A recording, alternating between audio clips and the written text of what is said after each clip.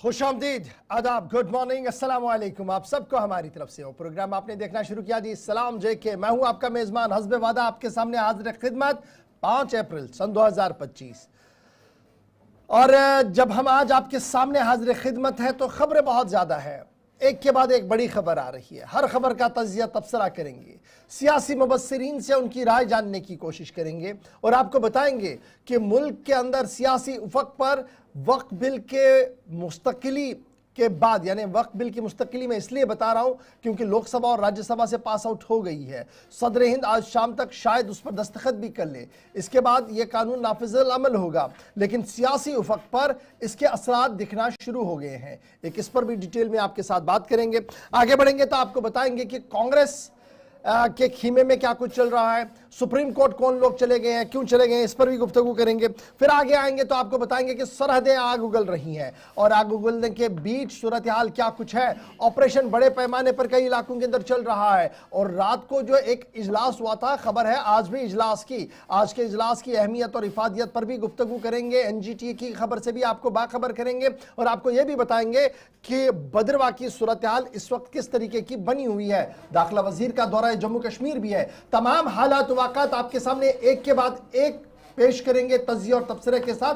फटाफट से याद रखिएगा, अगर आप रियासत से बाहर है, बैरून मुल्क है, तब भी आप गुलिस्तान न्यूज के साथ बने रह सकते हैं और आप हमारी राब्ता site Facebook, YouTube, Twitter, Instagram और हमारी ऑफिशियल वेबसाइट्स पर आकर लॉग इन, शेयर और सब्सक्राइब कीजिएगा ताकि हर पल आप खबर से बाखबर रहे। फटाफट से पहली खबर पर आने से पहले आपको बताते हैं कि आज तवारीख के पन्नों में क्या कुछ हो चुका है। जहूर मेरे साथ स्टूडियो में तैयार है। प्रोग्राम का आगाज हिस्ट्री ऑफ द डे के साथ। बहुत शुक्रिया इशफाक। तो नाज़रीन, प्रोग्राम की शुरुआत टाइम फॉर्मेट के हिसाब से हिस्ट्री ऑफ द डे के साथ करेंगे कि माजी में आज के दिन की अहमियत क्या है। आज अप्रैल की 5 तारीख है, सनीचरवार। अप्रैल की 5 तारीख है, सनीचरवार का दिन है, लेकिन माजी में आज के दिन क्या कुछ हुआ है, कौमी और आलमिस्ता की चंद वाक़ात है, वो एक एक करके आपके सामने आ रहा है। आपको बता दें कि आज चूँकि अप्रैल की 5 तारीख है और आज ही के दिन 1930 में महात्मा गांधी और उनके पैरोकार ने नमक के कानून को तोड़ने के लिए डांडी पहुंचे थे और आज से डांडी मार्च की शुरुआत हुई थी।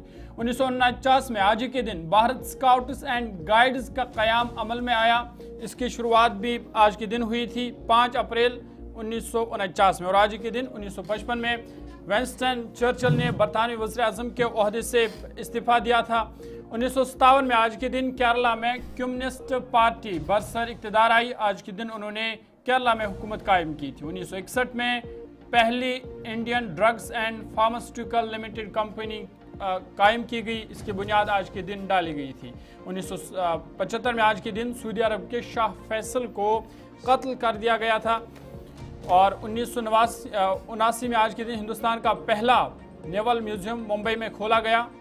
इसका इफ्तिताह आज के दिन हुआ था। 2022 में आज के दिन हिंदुस्तान, म्यांमार, थाईलैंड, इन्होंने मोरे कालवा मंडाले रोड प्रोजेक्ट को मुकम्मल करने पर इत्तेफाक किया। इसकी शुरुआत भी आज के दिन हुई थी। 1948 में आज के दिन काउंसिल ऑफ यूरोप के क़याम का बाज़ाब्ता तौर पर आज के दिन ऐलान हुआ था।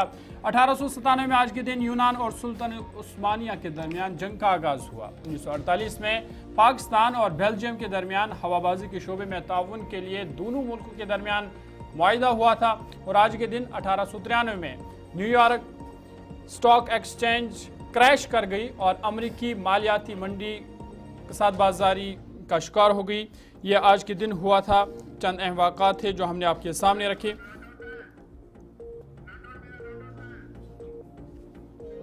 उसके पास है क्या नाम,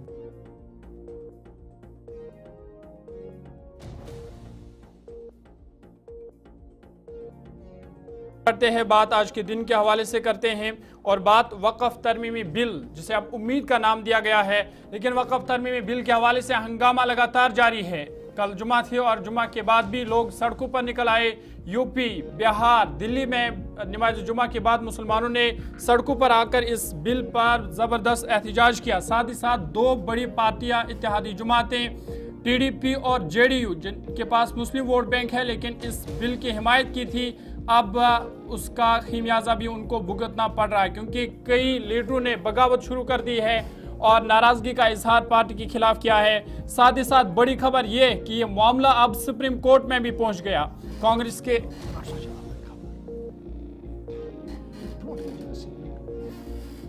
मुस्लिम रहनुमाओं ने इस पर बड़ी खबर हम आपको बता रहे हैं कि जहां एक तरफ से मुस्लिम वक्फ बिल जिसे उम्मीद का नाम दिया गया है वो क्लियर हो गई है और आज सदर हिंद के दस्तखत के बाद शायद वो नाफिजुल अमल भी हो जाए, लेकिन जनता दल यूनाइटेड जो एक अहम तरीन इकाई इस वक्त एनडीए की है और टीडीपी तेलुगु देशम पार्टी जो एक अहम तरीन इकाई इस वक्त बीजेपी के साथ है, इन दोनों जमातों के अंदर रसाकशी खूब छिड़ चुकी है और जेडीयू के कई दर्जनों लीडर्स ग्राउंड जीरो से जो है या पार्टी के अंदर जो अहम तरीन ओहदों पर है उन्होंने इस्तीफा देना शुरू कर दिया है। इस बीच बीजू जनता दल जिन्होंने कोई भी व्हिप जारी नहीं किया था, व्हिप न जारी करने पर भी पार्टी के अंदर सवालात उठ रहे हैं और पूछा जा रहा है कि ये किसका फैसला था कि बिना व्हिप के मेंबरों को छोड़ा जाए, जिसके बाद सूरत हाल यहां तक पहुंच चुकी है। यानी सिर्फ 48 घंटों के अंदर अंदर जहां बिल मंजूर हो गया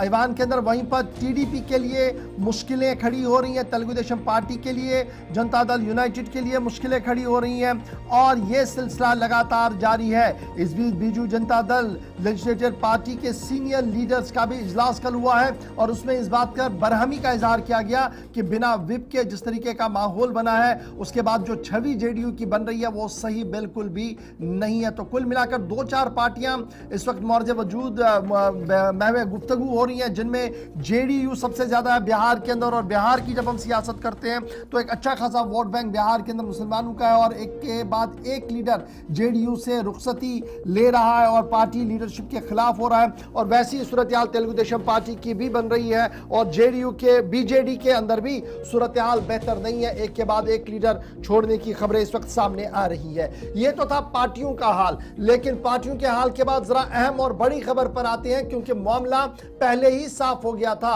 जब निस्फ रात को लोकसभा के बाद राज्यसभा के अंदर वक्फ का नया नाम उम्मीद बिल को जब मंजूरी मिली थी तो उसी के बाद से यह बात क्लियर थी कि अब मामला सड़क से लेकर सुप्रीम कोर्ट तक चला जाएगा और कल बात सपहर बिल्कुल वैसा ही देखने को मिला जब एक के बाद एक दरख्वास्त सुप्रीम कोर्ट पहुंची और मंडे को यानी कल का दिन छोड़कर जब आप परसों की बात करेंगे तो तकरीबन 5 से 6 मजीद दरख्वास्तें होंगी जो सुप्रीम कोर्ट जाएंगी। मोहम्मद जवाद जो कांग्रेस के मेंबर पार्लियामेंट हैं उनकी तरफ से इनफरादी तौर पर बाज़ाब्ता तौर पर एक दरख्वास्त सुप्रीम कोर्ट के सामने रखी गई जिसमें तकरीबन 118 पेजों पर सब मुश्तमिल दरख्वास्त दी गई जिसमें कहा गया कि इस नए कानून को जो सदर हिंद के पास दस्तखत के लिए जा रहा है इस पर फिलहाल रोक लगा दी जाए क्योंकि बुनियादी हकूक की पामाली है। ये मेंबर पार्लियामेंट मोहम्मद जवाद की तरफ से अपनी अर्जी के अंदर कहा गया है। इस बीच AIMIM असदुद्दीन ओवैसी जिसके सरबराह हैं ओवैसी ने भी सुप्रीम कोर्ट का दरवाजा वक्फ बिल के खिलाफ खटखटाया है और जवाब के बाद ओवैसी का भी ये मानना है कि यह दरअसल इंतहाई कमजोर बिल है और इस बिल से इंसानी हकूकों की पामाली है, मुसलमानों के हकूक की पामाली है और आईन के अंदर जो खुसूसी इख्तियारात दिए गए हैं आम इंसान को उस पर शब खून मारा गया है। ओवैसी की तरफ से एडवोकेट नाजिम पाशा ने अर्जी सुप्रीम कोर्ट के सामने लगाई है। यानी मामला जहां एक तरफ से सियासी पार्टियों का है वहां पर घमासान मचा हुआ है, दूसरी तरफ से कांग्रेस भी मैदान में आ चुकी है और कांग्रेस के जयराम रमेश ने कल ही साफ कर दिया कि वो भी कांग्रेस पार्टी की तरफ से बाज़ाब्ता तौर पर सुप्रीम कोर्ट के अंदर दरवाजा खटखटाएंगे और इस कानून पर नजरसानी की वकालत करेंगे।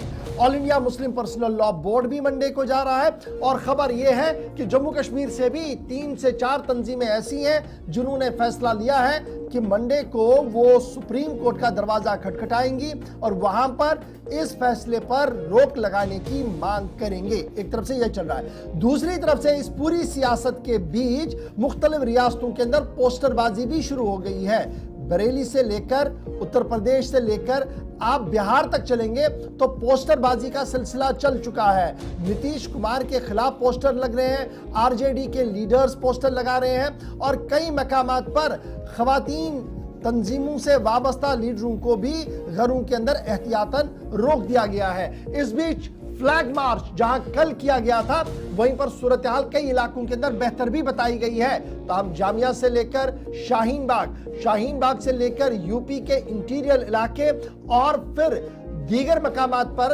आज भी सिक्योरिटी के दस्ते सुबह सुबह तैनात कर दिए गए हैं और किसी को भी अमन कानून में रखना डालने की इजाजत नहीं होगी। याद रखिएगा, असदुद्दीन ओवैसी ने कहा था कि सड़कों पर अब धरना दिया जाएगा। इस कानून को वो नहीं मानते हैं, जिसके बाद वजीर दाखिला ने खड़े होकर यह कहा था कि यह पार्लियामेंट से पास शुदा कानून है, मानना तो हर एक को होगा, बगावत की किसी को गुंजाइश ही नहीं है। अब देखना होगा कि इन तमाम हालात के बीच आज पूरा दिन किस तरीके से निकलेगा और कल इतवार और परसों का दिन सुप्रीम कोर्ट के आसपास ही दिखेगा। इस बीच बंगाल से लेकर मुख्तलिफ रियासतों से तस्वीरें सामने आई, ख्वातीन भी बाहर आई और मर्द भी बाहर आए, जिन्होंने वक्त तरमीमी कानून, जिसे उम्मीद का नाम दिया गया, इस पर एहतजाज भी किया है। तो बहरहाल पोस्टरबाजी भी हो रही है, पार्टियां छोड़ने का सिलसिला भी तेज हो गया है और साथ साथ खबर ये कि सुप्रीम कोर्ट तक अब यह मामला चला गया है और सुप्रीम कोर्ट में फिलहाल 3 पिटीशनें आ चुकी हैं और परसों की खबर यह है कि कल नहीं परसों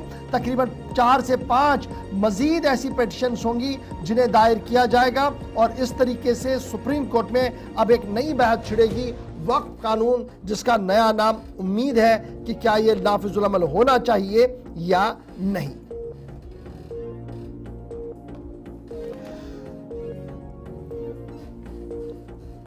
चलिए जनाब, ये तो थी खबर जरा वक्त के हवाले जो हमने आपके सामने रख दी। जरा बात फटाफट से जम्मू कश्मीर की खबरों की और रुख करते हैं और बात जम्मू कश्मीर की सरहदों के अंदर हो रहे मामलात की करते हैं, लेकिन सबसे पहले सियासी मिजाज के बदले मौसम के मिजाज की खबर से आपको रूबरू करवाते हैं। और इत्तलात खबर यह है कि मरकजी और रियासती महकमे मौसमियात की पेशन गोई यह है कि आज दिन में तो धूप आपको दिखेगी, लेकिन कल सुबह से मतला बरालूद, और मतला बरालूदी नहीं बल्कि कई मकामात पर बारिशों का दोबारा सिलसिला भी शुरू होगा और बालाई इलाकों में हल्की से दरमियाना दर्जे की बर्फबारी का भी इम्कान लगाया गया है।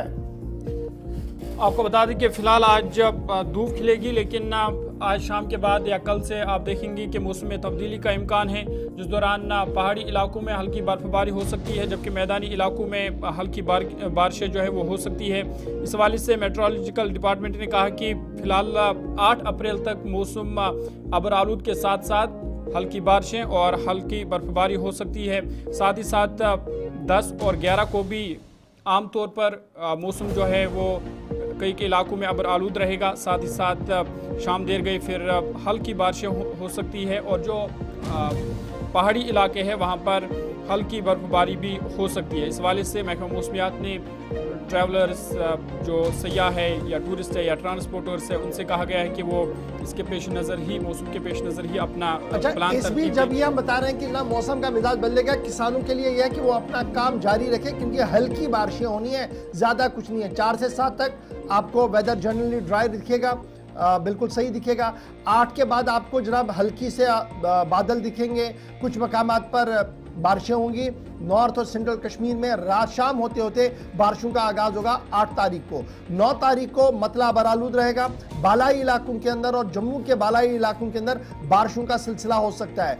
10 और 11 तारीख को फिर से मतला बरालूद होगा, मैदानी और बालाई इलाकों के से हल्की सी बारिशों का इम्कान लगाया गया है और 12 से 15 के दरमियान एक बार फिर मौसम का मिजाज बेहतर रहेगा और इस बीच किसान अपने कामकाज में जा सकते हैं। ये बड़ी इंपॉर्टेंट बात थी क्योंकि ये मसला जो था ये जनाब मौसम का मिजाज के साथ जुड़ा हुआ था। अब जरा आते हैं आगे, बात सियासी मिजाज की करते हैं, लेकिन इस वक्त की अहम तरीन बड़ी खबर पर सबसे पहले आते हैं, जहां पर खबर यह है कि दरअंदाज को गोली मार दी गई है। बड़ी खबर सरहद पर इस वक्त आ रही है कि बैनुल-अक़वामी सरहद से कि जम्मू के बैनुल-अक़वामी सरहद के मकाम पर इस वक्त की अहम और बड़ी खबर कि दरअंदाज को गोली मार दी गई है। बड़ी खबर इस वक्त सामने आ रही है कि दरअंदाजी करते हुए एक शख्स पर गोली चलाई है बीएसएफ ने और ये गोली तब चलाई है जब इतलात खबर ये थी कि वो दरअंदाजी की कोशिश कर रहा था और दरअंदाजी की कोशिश के बीच ही गोली चलने की इतलात और खबर इस वक्त सामने आ रही है, जिसमें एक दरअंदाज के मारे जाने की इतलात है। बॉर्डर सिक्योरिटी फोर्सेस ने इंटरनेशनल बॉर्डर के आसपास सुबह सुबह ये दरअंदाजी देखी है, जिसके बाद गोली चली और अब मजीद ऑपरेशन इस इंटरनेशनल बॉर्डर पर शुरू कर दिया गया है। आरएसपोरा सेक्टर के आसपास की ये खबर सामने आ रही है, जहां पर इस वक्त ये खबर आ रही है कि दरअंदाज को मार दिया गया है और अभी थोड़ी देर में मजीद तफसीलात भी इस ज़मन में सामने आ सकती है। लेकिन इतलात ये है कि suspicious movement international border Jammu border के आसपास दिखी है, जिसके बाद क्रॉसिंग करते हुए एक दरअंदाज को देखा गया, रोकने की कोशिश की गई, लेकिन उस पर बाद फायर किया गया और अब बीएसएफ की इजाफी नफरी इस पूरे इलाके के अंदर गश्त करते हुए भी नजर आ रही है। सुबह सुबह की तस्वीरें आपके सामने हैं, जहां पर बॉर्डर सिक्योरिटी फोर्सेस अब सरहद के इस इलाके के अंदर गश्त करती हुई नजर आ रही है। सीधे अपनी नुमाइंदा के पास चलेंगे, जो इस वक्त हमारे साथ ज्वाइन कर चुकी है, शिल्पा शर्मा।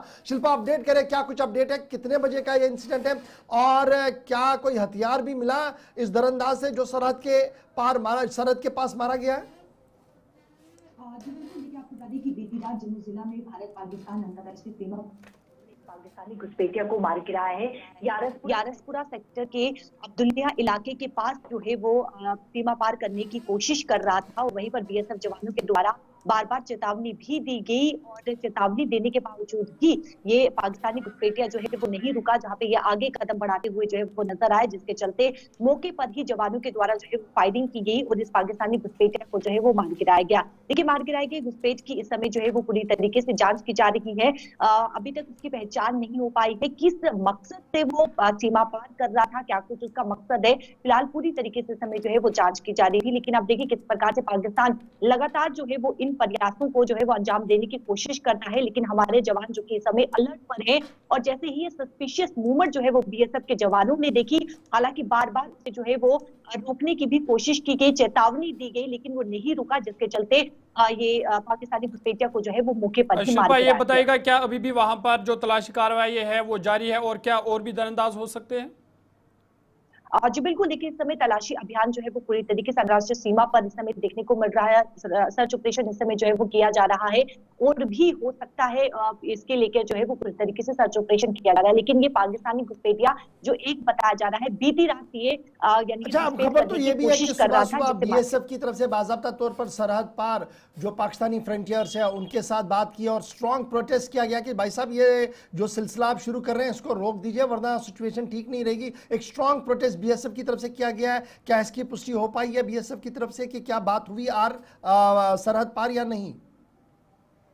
देखिए फिलहाल क्या बातचीत हुई है फिलहाल की कोई जानकारी तो नहीं है, लेकिन जिस प्रकार से लगातार ये कहते हुए जो है यानी कि पाकिस्तान को जो है वो चेतावनी देते हुए जो है वो अधिकारी जवान जो है वो नजर आए हैं। हालांकि कि पाकिस्तान लगातार इन प्रकार के जो है वो प्रयास कर रहा है और इससे पहले भी आप देखेंगे कहीं न कहीं घुसपैठ कराने की कोशिश की गई या फिर आप देखेंगे ड्रग्स जो है वो सीमा पार कराने की जो है वो कोशिश की गई और उन कोशिशों को नाकाम भी हमारे बहुत शुक्रिया शिल्पा शर्मा हमारे साथ ज्वाइन करने के। फिलहाल एक दरअंदाज को मार दिया गया है, बीएसएफ की तरफ से इस बात की तस्दीक कर ली गई है, इजाफी दस्ते वहां पर लगा दिए गए हैं और तलाशी कार्रवाई इस वक्त लगातार जारी है। छोटा सा ब्रेक होगा यहां पर, ब्रेक के बाद जरा एक और बड़े ऑपरेशन की बात करते हैं जहां पर रात देर गई गोली चली, उसके आनन फानन में इलाके का मुहासरा किया गया। कहां पर यह मामला है इस पर गुफ्तगू करेंगे। फिर आज जरा इस बात पर भी बात करेंगे कि नेशनल कॉन्फ्रेंस का कल एक हंगामा खेज इजलास हुआ है, इजलास के बाद की कहानी क्या है, छोटे से ब्रेक के बाद।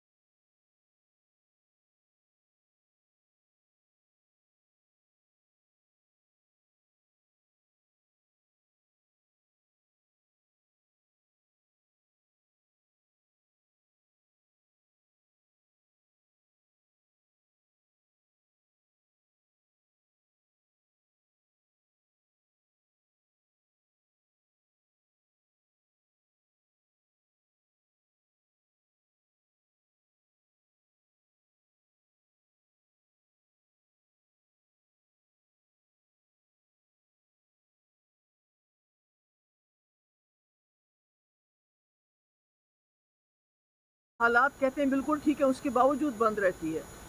जो असली मसले हैं उन पे तो बात ही नहीं करते हैं। पर पटवारी को कौन ट्रांसफ़र करेगा, वीएलडब्ल्यू को कौन ट्रांसफ़र करेगा, तो मुझे लगता है ये बहुत बुरा है और इसमें सरकार खुद जिम्मेवार है, क्योंकि इन्होंने सरकार बनाते ही पहले ही हथियार डाल दिए कि हम जी दिल्ली वालों के, भाई आपको कौन कहता है झगड़ा करने के लिए।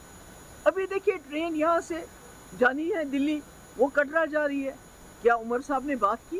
क्या उन्होंने फ़ोन लगाया रेलवे मिनिस्टर को, ये आप क्या कर रहे हैं?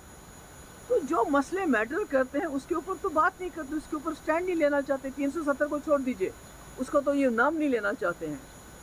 मगर जो मसले हमारे इस वक्त लोगों को तकलीफ देते हैं दिन ब दिन, जो लोगों की मुश्किलात है, उस पर तो कोई बात नहीं होती है। मगर पटवारी जी महबूबा मुफ्ती इजलास पर तबसरा कर रही थी, कह रही थी कि जनाब बुनियादी मामलों पर तो गुफ्तगू ही नहीं, वीएलडब्ल्यू तहसीलदार की पटवारी की जो ट्रांसफ़र है ये बुनियादी एजेंडा है। किस हुकूमत की हम बात करें, सबसे कमज़ोर हुकूमत 70 साल के जम्मू कश्मीर के अंदर है। बहरहाल अपनी अपनी बात हर जगह है, लेकिन ज़रा तजिया करते हैं। सोहेल काज़मी साहब हमारे साथ है। काज़मी साहब बहुत शुक्रिया सर ज्वाइन करने के लिए। सियासी उफक पर काफ़ी ज़्यादा गर्माहट है और इस गर्माहट के बीच खबर ये है कि अभी कुछ और इजलास होने वाले हैं। आज भी कुछ खबरें हैं कि इस तरीके के इजलास होंगे। किस तरीके से हम कल के इजलास को देखें और ये जो हिज़्बी इख्तिलाफ है जिस तरीके से ये बात रख रहे हैं, इसे हम कैसे देखें? देखिए सर, वो उनका हक है इजलास रखने का, लेकिन देखिए उमर साहब बड़े अच्छे ढंग से, बड़े मैच्योरिटी के वे से अपनी कैबिनेट को चला रहे हैं, इसमें कोई दो राय नहीं। उनमें बहुत सी चेंजेस आई है, उनकी बॉडी लैंग्वेज बदली है जब से नए चीफ मिनिस्टर बने हैं। लेकिन वो एक दिमाग में रहता है कि पहले चीफ मिनिस्टर वो स्टेट के थे, आज वो यूनियन टेरिटरी के अपने कंस्ट्रेंट्स हैं, अपना आइन है। और कल ऑनरेबल एलजी ने जैसे ही ये इनके इजलास खत्म हुआ इमीडिएट रिएक्ट किया within the ambit of law के रीऑर्गेनाइजेशन एक्ट सेक्शन 53 2019 में ये डोमेन मेरा है और ये डोमेन उनका है। ये तो साफ तौर पे उन्होंने बोल दिया। और जितनी भी मैजिस्ट्रियल पावर्स हैं वो एक्सरसाइज करने का हक जो है वो एलजी साहब को है as per the reorganisation act. अब देखिए फिर भी वो बीच में होता है, क्योंकि एक तरफ आप बिल्कुल बादशाह की तरह, उस वक्त कोई गवर्नर की इंटरवेंस नहीं होती थी, राजभवन की नहीं होती थी, और आज जो है dual power system Jammu Kashmir में है due to this union territory. तो इन फैक्ट्स को आपको मानना है और मैच्योरली उसी फैक्ट्स के अंदर आपको गवर्नेंस करनी है। उसमें इफ बट वाई का तो सवाल ही नहीं उठता है और उसी एम्बिट में आपको ये सरकार जो है आगे चलानी है। अब होम मिनिस्टर आते हैं, कल यूनिफाइड कमांड की मीटिंग में चीफ मिनिस्टर नहीं बैठेंगे तो उस पर एक रेजोल्यूशन शुरू हो जाएगी। अब क्या नीतिक रिश्तीज है, सिक्योरिटी लेके पीस किस तरह से अच्छी तरह आगे चले, सब चीजें जो है अपने अपने ढंग से आगे चले। काज़मी साहब आपका मानना है कि उमर साहब को पता है जी मेरा जुरिस्डिक्शन क्या है और वो विद इन द जुरिस्डिक्शन काम करने की कोशिश कर रहे हैं। महबूबा मुफ्ती साहिबा, जिस तरीके से हमलावर नेशनल कॉन्फ्रेंस पर है और सज्जाद गनी लोन साहब का जिस तरीके का तर्ज अमल है, क्या हम वो माने कि वो कंपेल कर रही है नेशनल कॉन्फ्रेंस को कुछ करने के लिए, या और मजबूरन नेशनल कॉन्फ्रेंस ये सब कुछ कर रही है? देखिए महबूबा मुफ्ती जी ने मैच्योरली इलेक्शन में पार्टिसिपेट नहीं किया, यही पॉइंट पे कि मुझे जब तक स्टेटहुड नहीं होगी, बिकॉज शी वाज अवेयर, उन्होंने पढ़ लिया था, उन्होंने देखा था उनकी बेटी बेशक लड़ी और हार गई बीच में हारा था, लेकिन खुद वो इलेक्शन नहीं लड़ी। इसी तरह उमर साहब ने भी कहा था जब तक यूनियन टेरिटरी में इलेक्शन नहीं लड़ूंगा, और बाद में इलेक्शन लड़ी कि मुझे प्रेशर आया पार्टी का, ये है वो है। देखिए स्टेट में और यूनियन टेरिटरी में there is hell of the difference between two components. उस कंपोनेंट्स में आपको गवर्नेंस करनी है, आपको फुल मेजोरिटी मिली है, जो आपके पास है आपको उस तरीके से उसको चलाना है, लोगों को ईज आउट करना है। जो आपके मैनिफेस्टो में छोटी मोटी चीजें जो आप कर रहे हैं, जैसे आपने शादियों की बात की, गरीब बच्चियों की, आपने बसों की बात की, वो आप करते रहिए, उसको तो कोई इंटरफेयर नहीं कर रहा है। लेकिन जो लार्जर स्केल में सिक्योरिटी कंसर्न्स हैं या लार्जर स्केल में जो चीजें डिफाइंड हैं यूनियन टेरिटरी के कॉन्स्टिट्यूशन में, उसमें आप छेड़छाड़ नहीं कर सकते। ये यूनियन टेरिटरी का आइन कहता है, मैं या कोई और नहीं कहता। और उसमें उसको एलजी साहब ने इलेबोरेट कर दिया, तो उसमें उसके बाद तो बहस रहती नहीं है। आपको you have to run the system with all these modalities. Sohail Kazmi साहब, ये जो हम देख रहे हैं कि ड्यूल सिस्टम जम्मू कश्मीर में चल रहा है, तो क्या इसको आप किस तरह से देखते हैं? क्या इससे जम्मू कश्मीर की जो तरक्की है वो नज़रअंदाज होगी, असरअंदाज होगी? देखिए जी, जो मरकज की पॉलिसी पिछले 7 साल में कुछ अच्छी हैं, जिस तरह से आप इंफ्रास्ट्रक्चर की बात करते हैं वो तो रिमार्केबली आगे चल रही हैं। गवर्नेंस में ये होता है कि आप चलते चलते किसी को आप डेली वेजर लगा देते थे, चलते चलते आप J&K बैंक में कोई क्लर्क लगा देते थे, किसी को मैनेजर बना देते थे। वो तानाशाही जो एक गवर्नेंस का तरीका था वो यूनियन टेरिटरी में नहीं है। अकाउंटेबिलिटी बड़ी है, ट्रांसपेरेंसी बड़ी है, और मैं समझता हूँ जिस तरह का जम्मू कश्मीर है, जिस तरह की सेंसिटिविटीज को हम डील करते हैं रोजमर्रा की जिंदगी में, अकाउंटेबिलिटी, ट्रांसपेरेंसी और हर चीज का जवाबदेही होना जो है सरकार के लिए जरूरी है। जैसे आम इंसान के लिए जरूरी है उसी तरह मुझे लगता है सरकार के लिए भी जरूरी है, और वो आपको दिख रहा है, हम भी देख रहे हैं। बहुत शुक्रिया सुहेल काज़मी साहब हमारे साथ ज्वाइन करने के लिए। मोहम्मद यूसुफ तारगामी साहब भी हमारे साथ है। बहुत बहुत शुक्रिया तारगामी साहब ज्वाइन करने के लिए। मैं बहुत ही मशकूर हूँ कि आप रियासत के अंदर मौजूद नहीं है, बैरून रियासत है, तब भी वक्त निकाल कर जम्मू कश्मीर की सियासत पर बात कर रहे हैं मेरे साथ।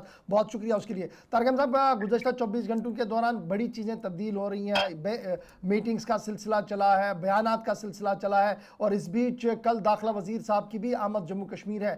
कुल मिलाकर जम्मू कश्मीर की सियासी उफक को किस तरीके से आप पढ़ पा रहे हैं? मैं मुख्तसरन यही कहूंगा, क्या मुझे कोई न पहले गलतफहमी थी न अब गलतफहमी है। वो ये कि बीजेपी की सरकार दिल्ली में शायद उनको मैंडेट जम्मू कश्मीर के अवाम का रास आया नहीं, और अब क्या करें हम, अवाम है, मौका मिला 7 साल के बाद और उन्होंने अपना फतवा दे दिया। अब आप कभी एक चीज कभी दूसरी चीज। अब मुझे बताइए, मुख्तसरन मैं ये कहूंगा, सुप्रीम कोर्ट में गवर्नमेंट ऑफ इंडिया के जो वकील हैं उन्होंने कहा स्टेटहुड रेस्टोर होगा, यकीन दिलाया सुप्रीम कोर्ट को, और वर्डिक्ट में भी सुप्रीम कोर्ट ने लिखा है, रेफर किया है, रेफरेंस दी है।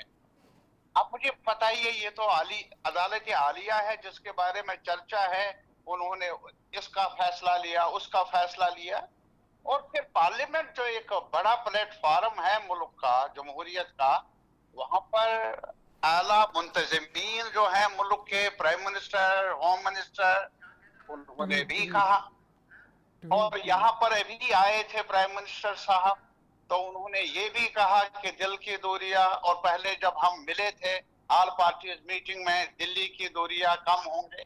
ये तो बढ़ रही है ना, दिलों की दूरियां भी और दिल्ली की दूरियां भी बढ़ रही है। मुझे इस बारे में तशवीश है, क्या हुआ। मुझे पहले भी, जहां तक रीऑर्गेनाइजेशन एक्ट को, मैंने पहली बार जब असेंबली का सेशन हुआ श्रीनगर में, मैंने तब भी कहा, we are sitting at a time together, जब इस लेजिस्लेचर को ये पता नहीं किन मामलात पर हमने लेजिस्लेशन करनी है, और मैंने ये भी बताया हमारे ऑफिसर साहिबान को ये पता नहीं है कौन सी फाइल दाएं भेजनी है और बाएं भेजनी है। मुझे गलतफहमी तब भी नहीं थी, और आज मैं सिर्फ ये चाहता हूं कि ये छोड़ दीजिए, ये लन तरानिया, LG साहब के पास क्या इख्तियारात हैं, चीफ मिनिस्टर साहब के पास। मैं मुख्तसरन कहूंगा, हमारा मुल्क अब भी जाना जाता है कि हमारे पास कॉन्स्टिट्यूशन है, हमारे मुल्क की पहचान अब भी पूरी दुनिया में यही है, यहाँ जमहूरियत है। मैं तो सिर्फ ये, जब ये कहते हैं कि हमने जम्मू कश्मीर को मिलाया मुल्क के साथ, सरहदें तो पहले ही मिली हुई थी, सरहदों पर कई बार इधर उधर झगड़े हुए हों, लेकिन हमें कोई शुबा नहीं रहा, शक नहीं रहा। सवाल था दिलों को जोड़ने का, जमहूरियत को के साथ जोड़ने का। क्या ये अक्कासी है जमहूरियत के साथ जोड़ने की?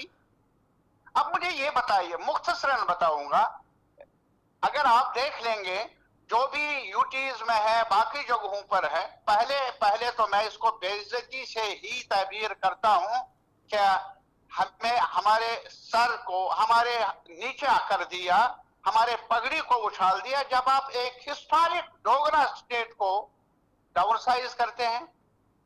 मैं हैरान हूं। चलिए, कश्मीर के साथ अगर कभी कभी आपके नाराजगी रही है, तो आप ये सजा जम्मू वालों को क्यों दे रहे हैं, बाकी उन लोगों को क्यों दे रहे हैं जो आपके नजदीक समझे जाते हैं?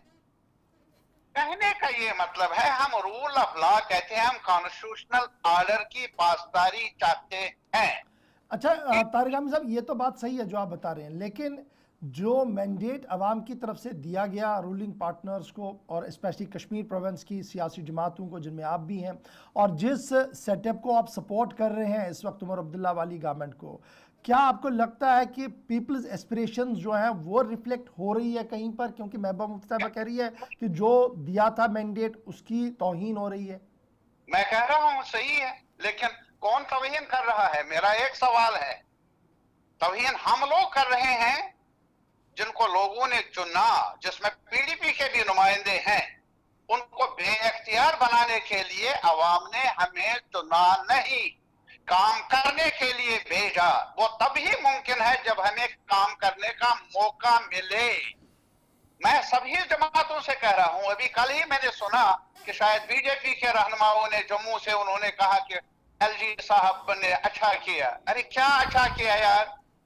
आप क्या अपने असेंबली मेंबरान से पूछ लीजिए कि आप तहसीलदार आपका अब पूछेगा नहीं आपको as a legislator. My point is this, tehsildar patwari आपको नहीं पूछेगा। तो मुझे ये बताइए, ये बेइख्तियार बनाने वाली बात है। उसमें अगर आप कहेंगे कि उमर साहब ने अभी कुछ किया नहीं, आप तनकीद कर सकते हैं, हाउस में भी हाउस से बाहर भी। क्या तारिक आमिर साहब, ये तारिक आमिर साहब तारिक आमिर साहब बड़ा एक छोटा सा सवाल है। ये सारी चीजें 5 अगस्त 2019 के रिऑर्गेनाइजेशन एक्ट में तहरीर शुदा है।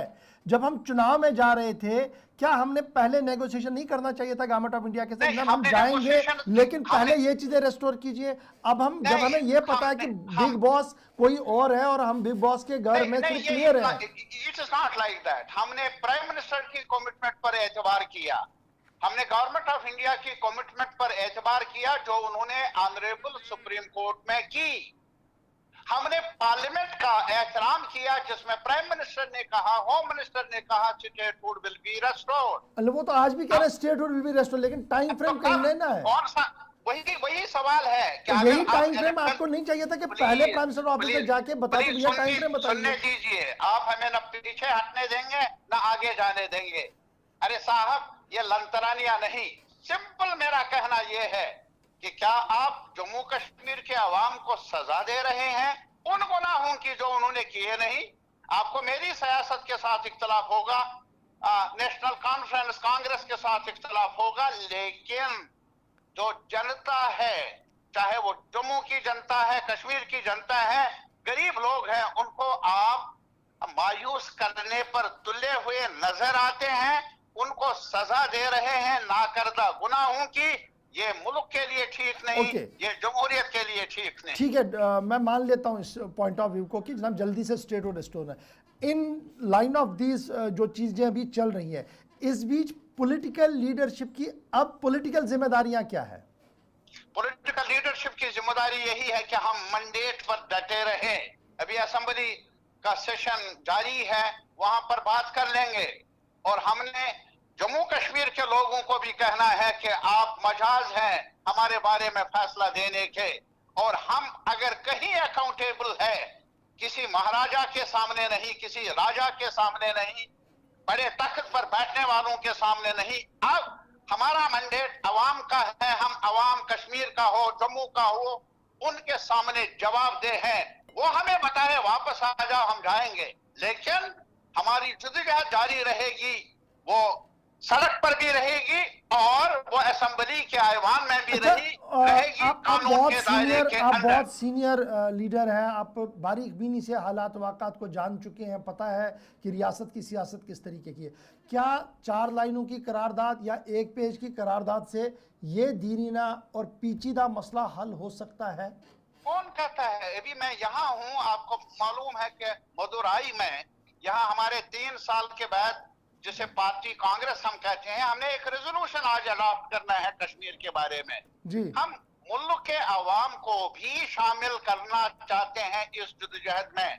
ये 4 लाइनों का सवाल नहीं, और मेरा ये मानना है ये सिर्फ कश्मीर का सवाल नहीं, ये जम्मू का ही सवाल नहीं, ये सवाल है मुल्क के एक कॉन्स्टिट्यूशनल ऑर्डर का, कानूनी हुक्मरानी का, जमहूरियत का, जिसके दीवाने हम तब बने जब 2 कौमी नजरिया हमारे सर पर मंडला रहा था। चलिए, बहुत शुक्रिया तारिक आमिर साहब हमारे साथ मदुरई से ज्वाइन करने के लिए। यूसुफ तारिक आमिर साहब सूरत हाल पर तबसरा कर रहे थे, उससे पहले आपने सुना कि क्या कुछ कह रहे थे सुहेल काज़मी साहब, लेकिन सूरत हाल यही है कि क्या कुछ सियासी उफक पर है, इसको पढ़ने की कोशिश की। छोटा सा ब्रेक के उस पार बताएंगे आपको कि मुलाजमीन के मामलात को लेकर पेशरफ्त हो रही है डेली वेजर्स पर, उस पर गुफ्तगू करेंगे, फिर आगे बढ़ेंगे। जरा कांग्रेस की खबर से भी आपको बाखबर करेंगे, लेकिन छोटा सा ब्रेक होगा यहाँ पर। ब्रेक के उस पार मिलेंगे तो दोनों बड़ी खबरों से आपको बाखबर करते हैं।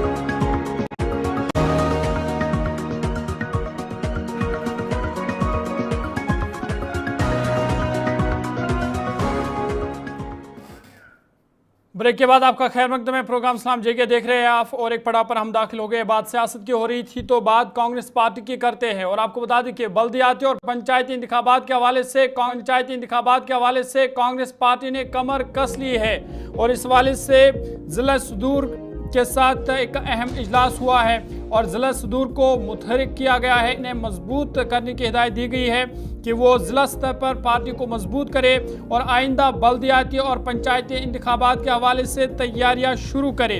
आपको बता दें कि इस हवाले से अहम इजलास दिल्ली में मल्लिकार्जुन खड़गे और राहुल गांधी की सदारत में हुआ, जिसमें जम्मू कश्मीर से लेकर लद्दाख और लद्दाख समेत कई ज़िला सदूर इसमें शामिल हुए, और इस मौका पर ज़िला सदूर को मज़ीद मजबूत करने की हिदायत जारी की गई है। साथ ही साथ बल्दियाती और पंचायती इंतखाबात के हवाले से तैयारियां शुरू करने को कहा गया है। साथ ही साथ जो ग्रुपिज्म की बात चल रही थी उस पर पार्टी ने साफ किया है कि जो तारिक हमीद कर्रा की सदारत में जो चल रहा है यही असली कांग्रेस है, और जो खुद साख्ता लीडर है उनको मीटिंग में भी इजाज़त नहीं दी गई है, अंदर आने की इजाज़त नहीं दी गई है, और ये साफ कर दिया गया है कि जो तारिक हमीद कर्रा जिस कांग्रेस को लीड कर रहे हैं यही असली कांग्रेस है, और जो खुद साख्ता लीडर है उन्हें ना तो मीटिंग में शिरकत करने की इजाज़त दी गई है। चलिए याद रखिएगा, कांग्रेस ने कल झारखंड, उत्तराखंड, वेस्ट बंगाल और मुख्तलिफ यूटी समेत जम्मू कश्मीर और लद्दाख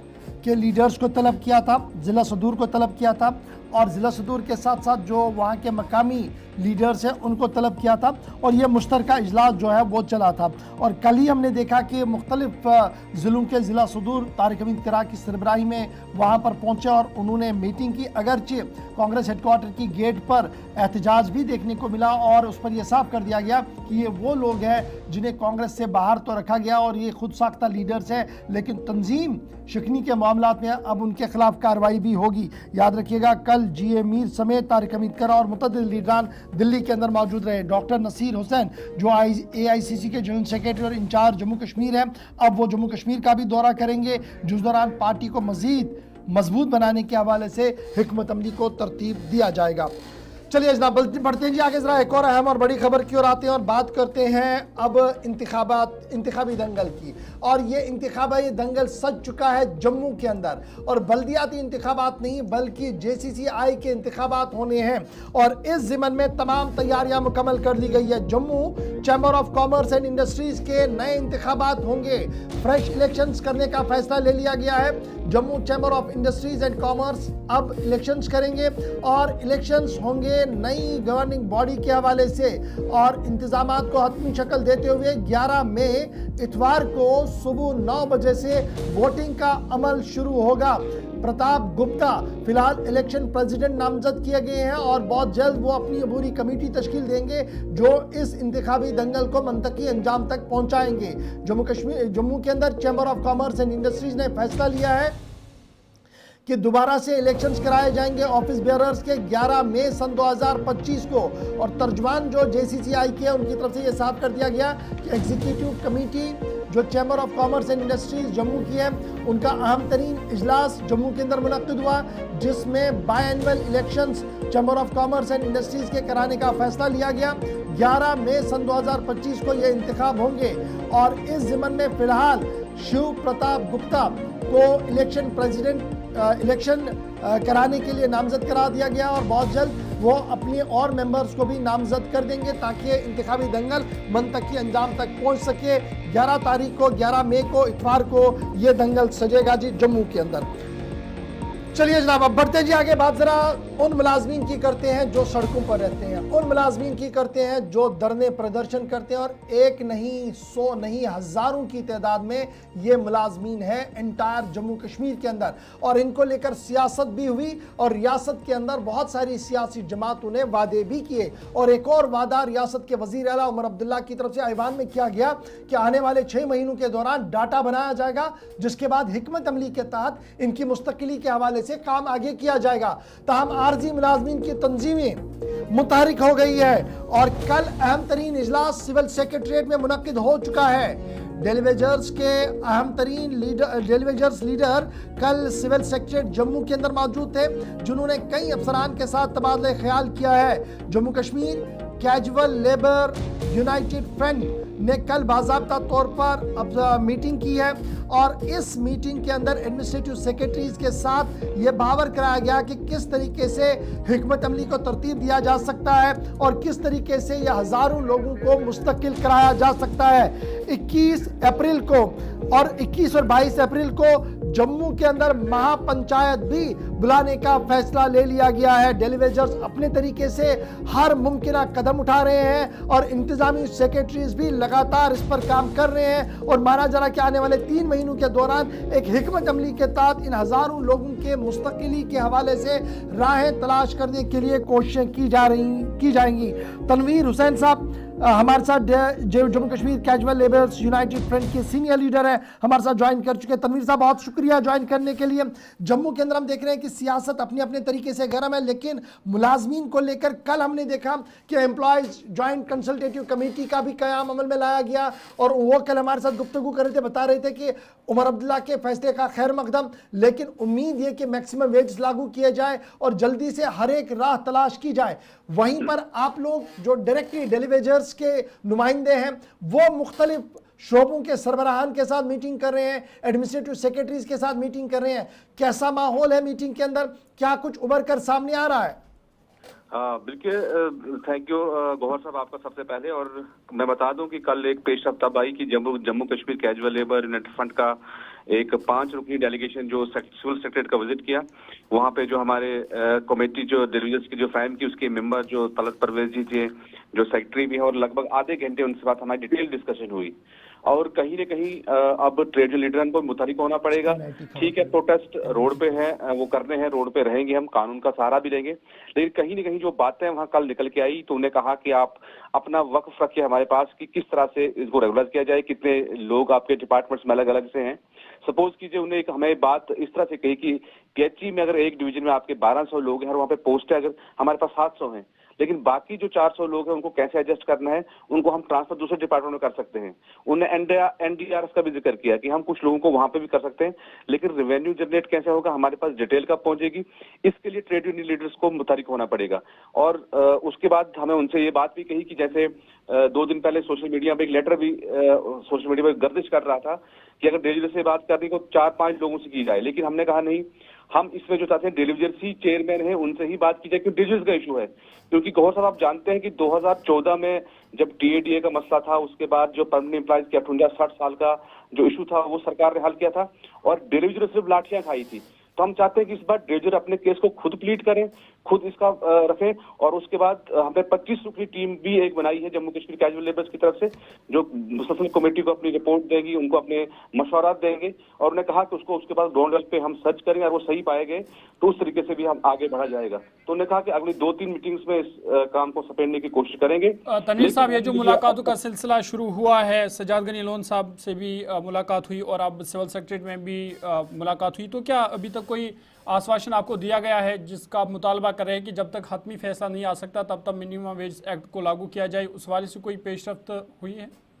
बिल्कुल, उस रिलेटेड भी हमारी कमेटी से मेंबर उनसे बात हुई और हमने कहा कि जैसे लद्दाख में आपने यूटी रेट दिया है, आपने दिल्ली के अंदर दिया है, तो हमारा भी राइट बनता है। तो उन्होंने उस पर कमेटी पूरी हामी भरी है कि जब तक ये प्रैक्टिस जारी रहती है रेगुलेशन के ऊपर, उससे हमारी पूरी कोशिश रहेगी कि मिनिमम एक्ट के दायरे में आपको लाया जाए। और उनने हमसे ये भी कहा है कि वक्तन फक्तन हम आपको भी उस मीटिंग में कॉल किया करेंगे जो जिनके डेल्स के लीडरान हैं।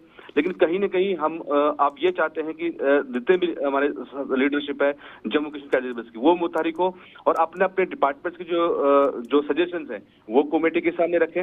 और मुझे लगता है कि आने वाले दिनों में जो 7 तारीख से बडगाम से हम इसका शुरू कर रहे हैं और प्रोग्राम, उसके बाद अनंतनाग में आएंगे, चिनाब वैली, पीर पंचाल में, फिर जम्मू में 21 और 22 अप्रैल को एक महापंचायत जहां पक्ष और विपक्ष के दोनों लीडरों को भी बुलाया जाएगा और पूरी तरह से चारों खानों से घेराबंदी करने की कोशिश की जाएगी।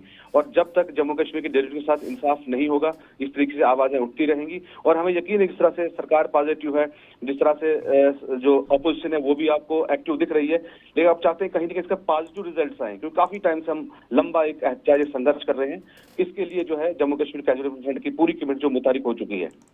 चलिए, बहुत शुक्रिया हमारे साथ तनवीर साहब ज्वाइन करने के लिए, अपडेट करने के लिए कि इंतजामी अमूर चलाने वाले अफसरान के साथ तबादला ख्याल भी हो रहा है। 21 और 22 अप्रैल को महापंचायत का ऐलान भी कर दिया और बडगाम के अंदर भी एक और अहम तरीन इजलास होगा, ये बता रहे थे Jammu Kashmir casual labourers United front के सीनियर लीडर इस वक्त जो इस पूरे मामले को देख रहे हैं। लेकिन ज़रा बात एनआईटी के हवाले से कर रहे हैं, नए कैंपस के हवाले से करें, और बात ज़रा एनजीटी की भी करें, नेशनल ग्रीन ट्रिब्यूनल, वो इदारा जो जम्मू कश्मीर के अब हर जर्रे पर नजर रख रहा है और उन एप्लीकेशंस पर संजीदगी के साथ काम कर रहा है जो दरख्वास्तें उनके पास आती हैं। इतलात और खबर ये है कि एनआईटी का जो नया प्लान पुलवामा के अंदर नया कैंपस बनाने का था, शायद वो फिलहाल रुक सकता है, क्योंकि एनजीटी ने कई अहम और मजबूत सवाल उठाए हैं। और इतलात और खबर यह है कि रियासत के चीफ सेक्रेटरी समेत एनआईटी के सीनियर लीडर्स को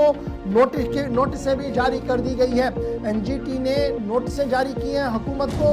एनआईटी का जो प्लान था पुलवामा कैंपस को लेकर, उस ज़िमन में यह कहा गया कि जो कंस्ट्रक्शन प्लान है एनआईटी का नीवा पुलवामा के अंदर कैंपस के अंदर, ये दरअसल माहौलियात के लिए एक तख्ते मश्क के बराबर है। और यही वजह है कि chief secretary Jammu Kashmir, director NIT समेत कई अफसरों के नाम नोटिसें जारी कर दी गई हैं। दरख्वास्त दहिंदगान का मानना है, उन्होंने ये दरख्वास्त की थी कि हज़ारों पेड़ों को काटा जाएगा, फलदार दरख्तों को काटा जाएगा और तकरीबन 4500 कनाल की जो करेवा ज़मीन है इस पर इस एनआईटी को बनाया जाएगा, जो माहौलियाती तवाज़ुन के लिए बरकरार रखने के लिए लाजमी है। लेकिन अगर ये चीज़ें कटती हैं तो माहौलियाती तब्दीली होगी।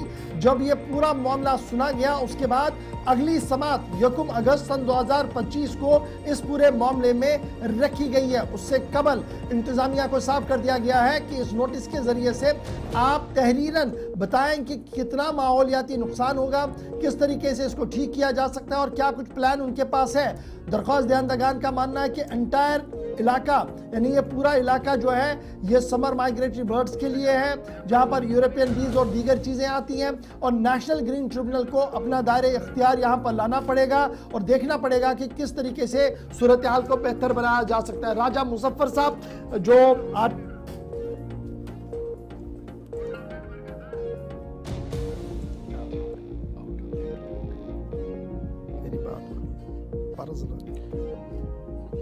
आपको बता दें कि ये जो एनआईटी पुलवामा कैंपस का मामला है, इस पर एनजीटी ने जो नेशनल ग्रीन ट्रिब्यूनल है उसने बाज़ाब्ता तौर पर नोटिस जारी की है। और जिस वजह से जिस हवाले से कहा गया कि यहाँ पर माहौल को ख़तरा है, इस वजह से अब एनजीटी ने बाज़ाब्ता तौर पर नोटिस जारी की है। और ये नोटिस जो है चीफ सेक्रेटरी एनआईटी को भेजा गया है कि वो इस मामले की तहक़ीक़ात करें कि यहाँ पर किस तरीके से काम किया जा रहा है और माहौल को पेश नज़र जो ख़तरात है उस वाले से कहा गया है कि वो बयान हल्फी दायर करे। ये एनआईटी पुलवामा कैंपस यहाँ पर जो काम चल रहा है इस वाले से खदशात का इजहार किया गया है कि इससे माहौल को ख़तरा है। ताहम अब एनजीटी ने इस मामले में मुदाखलत की है और एनजीटी ने बाज़ाब्ता तौर पर चीफ सेक्रेटरी एनआईटी जो है उसको इस वाले से नोटिस भेजा गया है और कहा गया है कि वो इस वाले से जो बयान है वो दायर करे कि क्या वजूहात है यहाँ पर, चूँकि 4500 कनाल यहाँ पर ज़मीन है जहाँ पर काश्त हो रही है और ये माना जा रहा है कि इस काश्त को ख़तरा है यहाँ पर। ताहम अब राजा मुजफ्फर साहब हमारे साथ ज्वाइन कर चुके हैं। मुजफ्फर साहब बहुत शुक्रिया सर ज्वाइन करने के लिए। ये बताइए कि जो एनजीटी ने नोटिस जारी किया है ये एनआईटी पुलवामा को लेकर है, जो कैंपस नया बन रहा है और दरख्वास्त दहिंदगान आप है, इसमें मुख्तसरन ये बताइएगा क्या वाकई तौर पर एक बहुत बड़ा खतरा है माहौलियात को इसको लेकर? बिल्कुल, इसमें जो है ये जो इलाका है तकरीबन 4500 कनाल की जमीन है और पूरी जमीन पे प्लांटेशन है। ऐसी नहीं है कि कोई प्लांटेशन नहीं है, कोई बैरन लैंड है, कोई करेबा बैरन भी होती है, कहीं पे कोई प्लांटेशन नहीं होती है। इसमें हजारों की तादाद में आपके बादाम के दरख्त हैं, सेब के दरख्त हैं, नॉन फ्रूट बेरिंग ट्रीज हैं, विलोज हैं, किकर के दरख्त हैं, रुबीना है, तमाम चीजें हैं इसमें। ये एक एंटायर बायोडाइवर्सिटी है। इसमें वाइल्ड लाइफ की स्पीशीज है, खासकर जो परिंदे यहाँ पे समर में माइग्रेट करके आते हैं यूरोप से और सेंट्रल एशिया से, वो भी यहाँ पे होते हैं। पूरा डिस्क्रिप्शन मैंने दिया हुआ है। इसमें हिमालयन रेड वुल्फ है, इवन इसमें लेपर्ड है, इवन इसमें पर्क्यूपाइन्स है। वो कहाँ जाएंगे? वो जंगली जानवर भी कहाँ जाएंगे? वो बर्ड्स कहाँ जाएंगे? वो बटरफ्लाईज कहाँ जाएंगी? इसमें वहां पे इतना शहद निकलता है इस इलाके से, यहाँ पे इतनी बी हाइव्स है। और सबसे बड़ी बात है ये लाइवलीहुड है इलाके का, ये सस्टेनेबल लाइवलीहुड है। हजारों लोगों का इस पे जो है रोजगार जुड़ा हुआ है। बादाम के खेत है, सेब के खेत है, बाकी एनवायरमेंट के एंगल से क्या मजबूरी है कि वहीं डाल दे आप? ताल के एमएलए बोल रहे हैं मेरे इलाके में आ जाइए, वहां पे इतनी जमीन खाली है। हमारे बिजबिहाड़ा के एमएलए डॉक्टर वीडी साहब ने सवेरे ट्वीट करके बोला कि मेरे इलाके में फलानी जमीन खाली है, वहां पे आ जाइए। तो क्या मजबूरी है कि आप हजारों लाखों पेड़ काटे फिर कोई वहां पे कंक्रीट कंस्ट्रक्शन करे? पहले ही ये इलाका बर्बाद हुआ, तबाह हुआ। यहाँ पे इतने इलीगल ब्रिक किल्स बने हैं आजू बाजू में, इतनी मिट्टी निकाली गई इलाकों में। अब खाली यही निवा पारीगाम का एरिया बचा हुआ है, तो आप इसको भी तबाह करना चाहते हैं। तो क्या हम ये माने कि जब ये प्रपोजल मूव किया गया उस वक्त माहौलियाती तवाजुन को बरकरार रखने के लिए कोई भी अमली तौर पर कदम नहीं उठाया गया? कोई कदम नहीं उठाया गया, कोई कदम नहीं उठाया गया। कम से कम एक एनवायरमेंटल इम्पैक्ट असेसमेंट किया जा सकता था अपनी लेवल पे, डिस्ट्रिक्ट एडमिनिस्ट्रेशन या बाकी लोग, उनको देखना था कि इसमें लाइवलीहुड तो नहीं जुड़ा है, उनको देखना था इसमें कोई बायोडाइवर्सिटी का मसला तो नहीं, कोई वाइल्ड लाइफ का मसला तो नहीं है, कोई इकोलॉजी एनवायरमेंट का मसला तो नहीं है।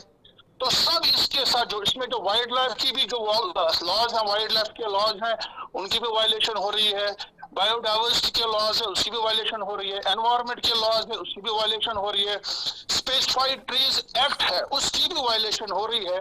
तो सबसे बड़ी बात है कि सेंटर की जो स्कीम है HADP है, बाकी स्कीम है, प्राइम मिनिस्टर बोलते हैं कि किसानों का रोजगार हम दोगुना करेंगे, दोगुना करेंगे, इतना पैसा सेंटर से आता है हाइड इंडस्ट्री बाग बनाने के लिए, तो उसकी भी वायलेशन हो रही है। एक तो सरकार बोलती सरकारी नौकरियां नहीं, उनको प्राइवेटाइज करना चाहिए, उनको जो है प्राइवेट में आना चाहिए, उनको बाग बनाने चाहिए। अब अगर यहाँ पे जवानों ने बाग भी बनाए उनके लिए भी, मतलब ये हर किसी हिसाब से वायलेशन है, तो हम इसका जो है बिल्कुल अपोज करते हैं। बहुत शुक्रिया राजा मुजफ्फर साहब ज्वाइन करने के लिए हमारे साथ। बहरहाल देखना होगा कि NGT ने तो नोटिस जारी कर दिया है और इसमें नई तारीखों का भी ऐलान कर दिया है। 1 अगस्त सन 2025 को इसकी हेयरिंग है। 4500 कनाल ज़मीन करेवा लैंड का मामला है, जहां पर यह माना जा रहा है कि जनाब किसी भी तरीके से ये सही नहीं है यहाँ पर बनाना है। देखना होगा कि सरकार जब अपना बयान हल्फी दायर करेगी वो किस तरीके से इस तमाम मामले को देख सकती है। फिलहाल बढ़ते हैं जी आगे, जरा बात करते हैं, जब बागात की बात हुई है तो जरा बात एक और अहम करते हैं, और वो मरकज जो एक नया मरकज ऊपर रहा था शेर Kashmir university of agriculture science technology की तरफ से, ट्यूलिप सेंटर जो कोकरनाग के अंदर बनाया गया था, उसको तहस नहस कर दिया गया है। और नामालूम अफराद की तरफ से ट्यूलिप सेंटर जो कोकरनाग सागम के अंदर बनाया गया था, जो सयाहत के लिए नया मरकज बन रहा था, इसे तहस नहस कर दिया गया है। और तकरीबन 80% ट्यूलिप जो कल्टीवेशन यहाँ पर थी उसे डिस्ट्रॉय कर दिया गया है, ख़त्म कर दिया गया। तस्वीरें आपके सामने हैं कि किस तरीके से इन गुलों को रोन दिया गया है। और तकरीबन 50,000 के करीब ये ट्यूलिप बल्ब जो थे इन्हें डिस्ट्रॉय करने की कोशिश यहाँ पर की गई है, ख़त्म करने की कोशिश की गई है। फ्लोरिकल्चर डिपार्टमेंट यहाँ पर काम कर रहा था शेर Kashmir university of agriculture science and technology के साथ, ताकि ये बाग यहाँ पर बने और ये बाद में हम सप्लाई कर सके दीगर इलाकों की। और अब बाज़ाब्ता तौर पर पुलिस ने FIR भी की है अपनी तरफ से। लेकिन दूसरा बड़ा सवाल ये है कि जब FIR हुई है और ढूंढने की कोशिश की जा रही है, FSL की टीमें वहाँ पर पहुँच चुकी है, लेकिन सवाल ये है कि आखिर ये दरिंदा सिफत शख्स कौन है जिसने ये काम किया है। अगर ये नया सेशन बन रहा था, लोग यहाँ पर देखने आ रहे थे, और कल भी जो सयाह यहाँ पर आए वो मायूस होकर वापस निकले, क्योंकि जो सोशल मीडिया पर रील्स, TV चैनल्स पर प्रोग्राम उन्होंने देखे थे उसको देख के वो यहाँ पर आए थे। लेकिन अब सूरत हाल ये है कि इस पूरे इलाके को बंजर बनाने की कोशिश की गई है, और ये दरअसल एक मुनज़्ज़म साजिश है, क्योंकि हुकूमती इदारों का मानना था कि ये जो यहाँ पर मरकज़ कायम किया गया था, यही बल्ब कल श्रीनगर के बाग गुलिलाला में लगने थे। शायद इसका भी एक पहलू होगा, और इन्वेस्टिगेटिंग एजेंसीज को हर पहलू को यहाँ पर देखकर आगे बढ़ना होगा। मुस्तबे अफराद की फरिश्ते तरतीब दी जा रही है, पुलिस तहकीकात के लिए तैयार है। सीधा अपने नुमाइंदे के पास चलेंगे, पीर मुजफ्फर कोकरनाग से हमारे साथ है। मुजफ्फर, अपडेट कीजिएगा। जिस तरह से हम कुछ दिन पहले देख रहे थे एक खुशनुमा मंजर था, लेकिन अब बर्बादी के मंजर ये ट्यूलिप गार्डन पेश कर रहा है। क्या इसके पीछे वजूहात है? कौन ये शरपसंद थे जिन्होंने ये हरकत की है और यहाँ ट्यूलिपों की तोड़फोड़ की गई है? बिल्कुल ज़ुहूर, अगर मैं यूँ बताऊँ, कल चमन था, आज एक सहरा हुआ, देखते ही देखते ये क्या हुआ। बिल्कुल मैं बता दूँ, जैसा कि आप चूँकि जानते हैं कि कई दिनों से जो एक रौनक लौट आई थी साउथ कश्मीर के इस छोटे से इलाके सागम कोकरनाग में, जहाँ पे माउंटेन कारप नाम से एक मिनी ट्यूलिप गार्डन बनाया गया था, जिसमें लगभग एक हफ्ते में ये रिकॉर्ड किया गया लगभग हज़ारों की तादाद में मुकामी लोगों के साथ साथ मुख्तलिफ अजला से या इसके साथ साथ बैरूनी रियासत से भी कुछ शैया वहाँ पर पहुँचे, जिसमें महाराष्ट्र, मुंबई, कलकत्ता, वेस्ट बंगाल, इसके साथ साथ और भी स्टेटों से। लेकिन 3 और 4 तारीख की दरमियानी रात को कुछ नामालूम अफराद ने उस पर दावा बोल दिया और इस टूलिप गार्डन को तहस नहस कर दिया। इस ज़मन में जो ही पुलिस स्टेशन कुकरनाग को इतला मिली, तुरंत वहां पर टीम पहुंची और इब्तदाई जो हमारे पास इतलात है उसके मुताबिक जो वहां पे नाइट वॉचमैन है उससे पूछगछ हो रही है और उसका ये कहना है कि अंधेरे के रात में कुछ 8-10 अफराद मैंने उनकी यहाँ पे जो परछाई वो देखी और वहां पे उनको देखा था। मैं अपने डिपार्टमेंट को इन्फॉर्म करता, लेकिन उसका ये कहना है कि मेरे पास रिचार्ज नहीं था। लेकिन इसमें कितनी सच्चाई है, पुलिस इस हवाले से इस वक्त तहकीकात कर रही है। लेकिन कुल मिलाकर मैं बता दूं, जैसा कि हमने कई दिन पहले देखा था कि ये खुशनुमा मंजर वहां पर पेश कर रहा था, लेकिन अब वहां पर सब कुछ खत्म हुआ है। लेकिन अभी भी आज भी हमने या कल भी हमने देखा दूर इलाकों से लोग वहां पे आए, लेकिन वहां से वो वापस मायूसी के साथ वापस से वहां से चले गए। लेकिन इसके साथ साथ एक चैलेंज भी है, अब जिला इंतजामिया के साथ साथ पुलिस।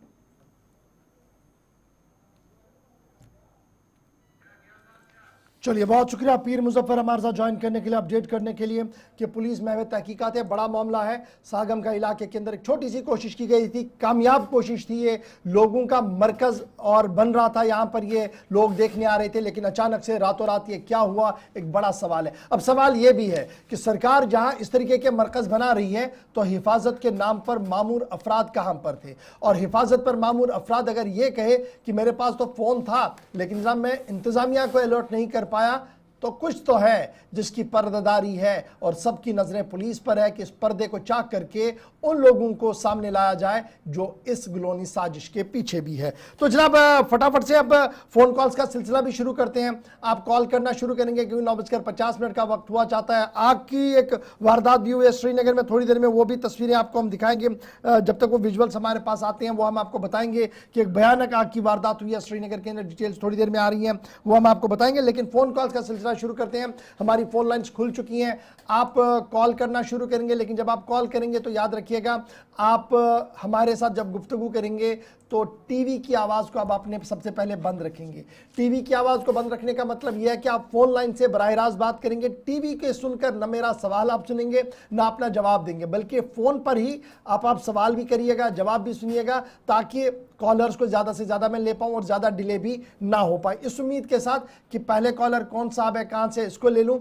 ये उम्मीद कि हुकूमती इदारे जो इस प्रोग्राम को देखती हैं वो ज़रा इन तनकीद भरे अल्फाज को भी सुने बराए तामीर के नाम पर, ताकि मुस्तकबिल में ये मसाइल हल हो सके। कॉलर हमारे साथ है जी। हेलो हेलो, सलाम अलैकुम जी। वालेकुम अस्सलाम वरहमतुल्लाह। जनाब मे ज़कात बुझो वार पे जनाब। अहन गोडे कत स्कूल गाड़ी लकड़ बच्चे आसान पकान सड़कन पे ताकि स्कूल तो स्कूल पे वापस घर कुन ट्रेनिंग स्कूल प्रिंसिपल गोस तुम पकुन अगर 10 मिनट तुम गाड़ी नीर सुलि पे पकु तुम वार वार क्या मासूम बच्चे एक्सीडेंट हे कुन विजन अंदरमन गलियन में ज्यादा तेज पकान या कि मेहनत पकान ज्यादा तेज। चलो मेहनत अगर गैप मन तो सह हे ग ठीक। ब्या अर्ज मे बार बार करान पावरस मुतलिक अगर जन केबलिंग यह कर हुकिंग यह कर बंद हुकिंग ग बंद ताकि पावर बचे दोम चीज वात लुकन वचत आराम।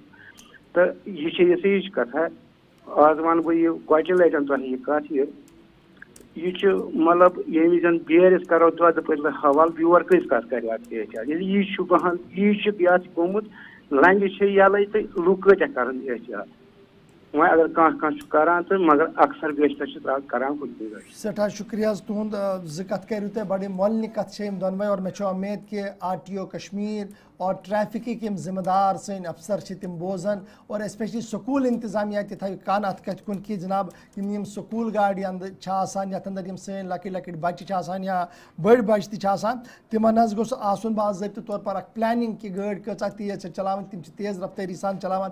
वारिया वीडियो ति वायरल। मे उम्मीद कि ट्रैफिक अमल दिए ओकुन नज़र। और योतम यह केबलिंग मामल यह वह इंतहाई अहम और मे उम्मीद कि वज़ीर आला सब सोच अत मामलस पे संजीदगी सान, तिकाज़ अगर अजकिस दोहस में कुछ जाए मीटर खराब गसान रेत डोड़ रेत लगान सह मीटर लागनस तो तेल कित पे चल सोरी निज़ाम अख बोड़ सवाल। एक और कॉलर हमारे साथ है जी। हेलो, अस्सलाम वालेकुम। जी वालेकुम अस्सलाम व रहमतुल्लाह। जी सर, मैं अशमुका महापदनार गोगलडार से बोल रहा हूँ। मेरा नाम शायर अहमद खान है। जी खान साहब बताएं। सर मैंने पहले भी आपका प्रोग्राम देखता हूँ और बड़ा खुशी होती है कि आप ये प्रोग्राम रखते हैं, हमारी परेशानियां सुनते हैं, बड़ी मेहरबानी आपकी होगी सर जी। तो सर मेरा मसला ऐसे है कि 2014 दिसंबर में हमारी कटिंग हुई थी PMGY रोड के इधर हमारे 1 किलोमीटर खांडीपुरा से गोगलडार तक सर जी। सर उसके बावजूद आज तक उन्होंने कटिंग हुई थी 14 में और 20 में इसको मैगडामेशन करके चालू किया। साथ में मकान पड़े हुए हैं, उनके पीछे ना नालियां बनी है, पानी आता है स्टैंड से, जहाँ बस स्टैंड है, मलबे पड़े हैं रोड पे, पूरे ढेर के ढेर पत्थर वैसे हैं। किसने पास किया, कैसे पास हुआ ये रोड? इसको PMGY के तहत ये जो ठेकेदार बनाता है 5 साल उसके वारंटी में होता है। रोड अगर वो डैमेज हो, नालियां डैमेज हो चुकी हैं, इसको कोई देखने वाला नहीं है, सुनने वाला नहीं। हम बार बार मैसेज करते हैं, हम बार बार कंप्लेन करते हैं, आते हैं ऑफिसर फोटो खींच के चले जाते हैं, आज तक कोई कार्रवाई नहीं हुई है। नंबर 2, मुआवजा था 40% बाकी है, वो भी नहीं मिला है। और सर तीसरी बात, मैं बहुत जरूरी बात कहना चाहता हूँ, एक नोटिस हुई परसों निकली थी कि स्कूल बच्चों को कोई भी गाड़ी पूरा किराया नहीं लेगी। सोमो वाले, मेटाडोर वाले पूरा किराया ले रहे हैं। इस पे कोई पब्लिश नोटिस अभी फिनिश नहीं हुआ है। कम से कम कोई पता चले सरकार ने क्या ऑर्डर निकाली है और बच्चों को पूरा किराया क्यों लिया जा रहा है स्कूल वाले बच्चों को। चलिए बहुत शुक्रिया भाई, तीनों बातें आपकी आ चुकी हैं। मुझे उम्मीद है कि हुकूमत आपकी बात को सुने और 2-3 चीज़ें तो बड़ी इम्प्लीमेंट आसानी के साथ हो सकती हैं। अगर वो ऑर्डर्स हो जाते, पब्लिक ऑर्डर हो जाते, तो कुछ चीज़ें आसानी के साथ आगे बढ़ सकती है। एक और कॉलर हमारे साथ है जी। हेलो हेलो, अस्सलाम वालेकुम। वालेकुम अस्सलाम रहमतुल्लाह।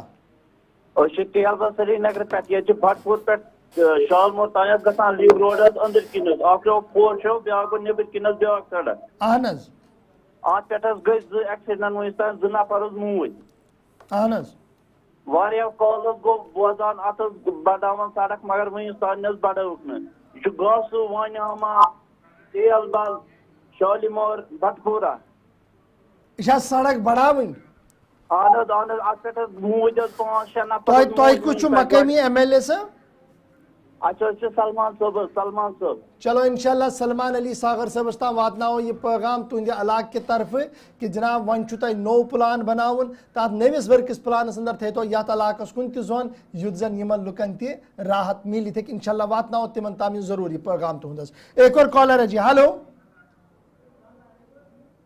हेलो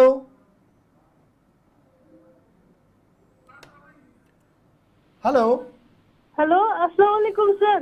जी वालेकुम अस्सलाम। जी सर, हम बेमना से बोल रहे हैं। जी बताएं। बेमना से बोल रहे हैं, बेमना श्रीनगर। जी बताएं। जी बेमना श्रीनगर से हमें ये कंस्ट्रक्शन ये इन्होंने आए थे, इन्होंने आधा ही रखा है रोजे से पहले ही। अब अच्छा। हमें जो आने जाने का बहुत प्रॉब्लम होता है, न गाड़ियाँ होती है न जो ऐसे ही रखा है। चलिए बहुत शुक्रिया बहन कॉल करने के लिए, आपका बहुत बहुत शुक्रिया जी हमारे साथ ज्वाइन करने के लिए। एक श्रीनगर से बड़ी खबर आ रही है कि श्रीनगर में आग की वारदात रोनुमा हुई है।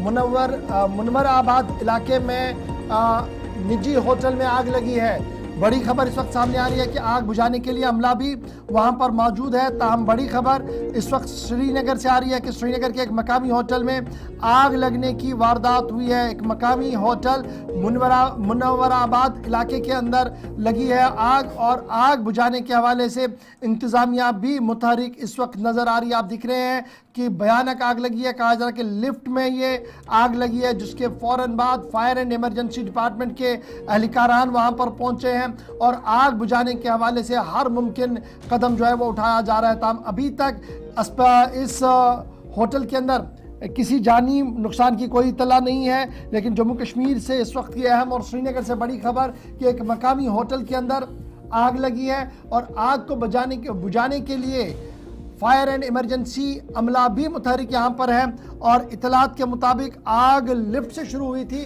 जिसके बाद आनन फानन में ये पूरे इलाके के अंदर फैल गया और फिलहाल आग पर काबू पाने के लिए हर मुमकिन कोशिश की जा रही है। निजी होटल में आग लगी है और बताया जा रहा है कि जो लोग वहाँ ठहरे थे उन्हें भी बाहिफाजत बाहर निकाला गया है, लेकिन आग बुझाने का सिलसिला अभी भी जारी है। मजीद फायर टेंडर्स को वहां पर तलब कर लिया गया क्योंकि ये पास में बहुत सारा इलाका है, होटल से भरा पड़ा है, मनवराबाद का इलाका है और यहाँ पर हम देखते हैं कि पास में मकानात भी है और रिहायशी मकान भी है। आग ज़्यादा ना फैले उस पर काबू करने के लिए ये कार्रवाई शुरू कर दी गई है और इस वक्त आग को लगभग काबू करने की कोशिश की जा रही है। तस्वीरें श्रीनगर से मनवराबाद इलाके से, श्रीनगर के जहाँ पर एक निजी होटल में आग लगने की खबर सामने आई है।